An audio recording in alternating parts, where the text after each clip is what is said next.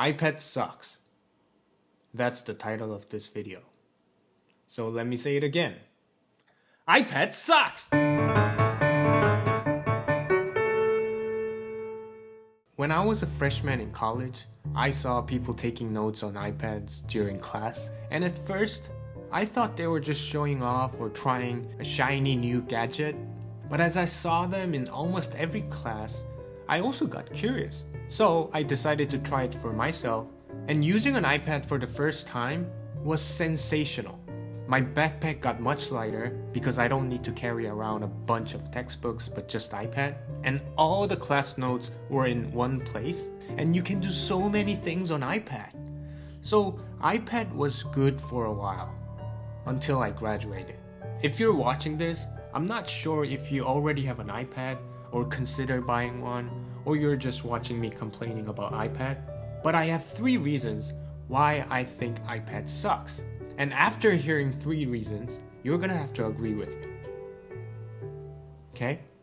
Reason number 1, the Apple ecosystem. For me, iPad was the device that hooked me into the Apple ecosystem, and before buying an iPad, the only Apple product I had was iPhone. And the experience with the Apple ecosystem was sensational. It was seamless, secure, quality, and convenient. If you take notes on iPad, you're gonna have access to those notes on other Apple devices, and if you get text notifications, you'll also get the same notifications on iPad. But it means more distraction.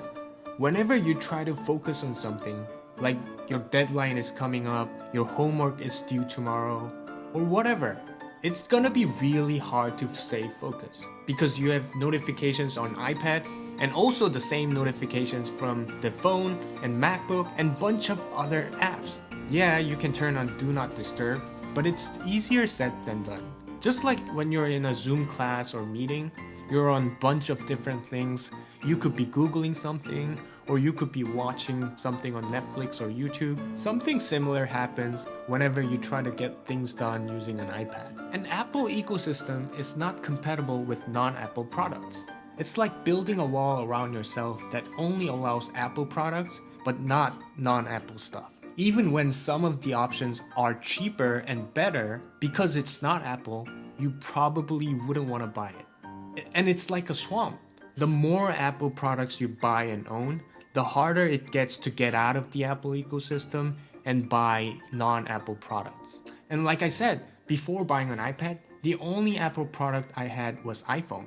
But now I have MacBook, HomePod, AirPods Max, bunch of Apple products. It's too late for me. I can't escape. Reason number 2. It's f***ing expensive. It's not just expensive, it's f***ing expensive. I can't remember the exact price when I bought this iPad, so I'm gonna reference Apple homepage.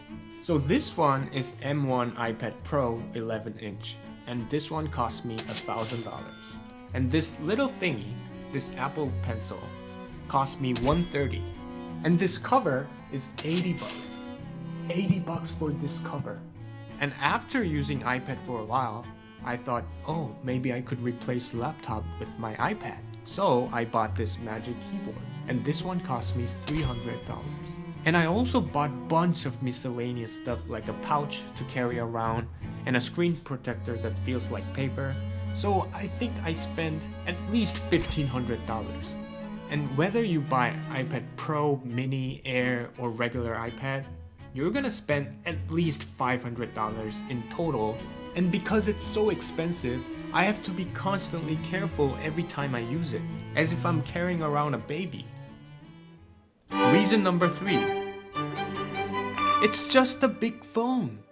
Actually, it's worse than a phone because you can't put this in your pocket. Is it a laptop? No. Is it a phone? No. It's like a weird in-between that doesn't fit for any purpose.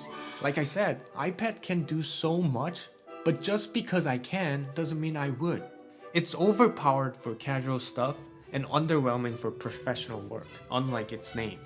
I seriously can't think of a use case where only iPad can do something. You can take notes infinitely on iPad, but the feeling is plasticky. Whereas if you write on a paper with a pen or pencil, depending on what pen or paper you use, the feeling can change quite a lot. And also the chance is you're gonna need a laptop anyway.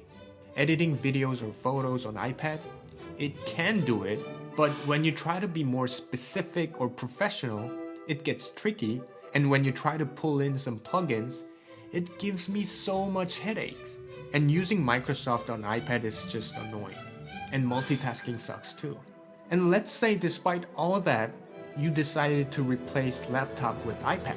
So you're gonna buy a keyboard, it doesn't have to be Apple, and you're gonna carry around a mouse like this.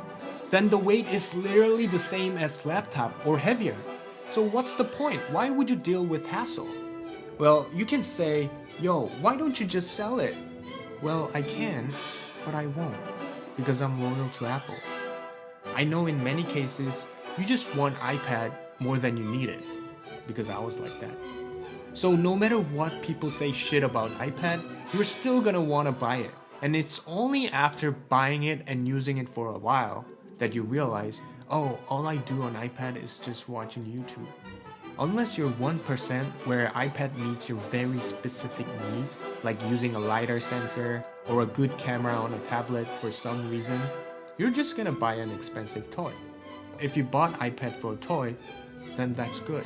But if you expect productivity goes up using an iPad, like me, then you're probably gonna be disappointed. If you still disagree with me after hearing these 3 reasons, it's okay. I still made you watch this video. But I do want to hear your thoughts on iPad, whether you like it or not, how you're using it, or why you would want this. Anyways, that's it. Bye.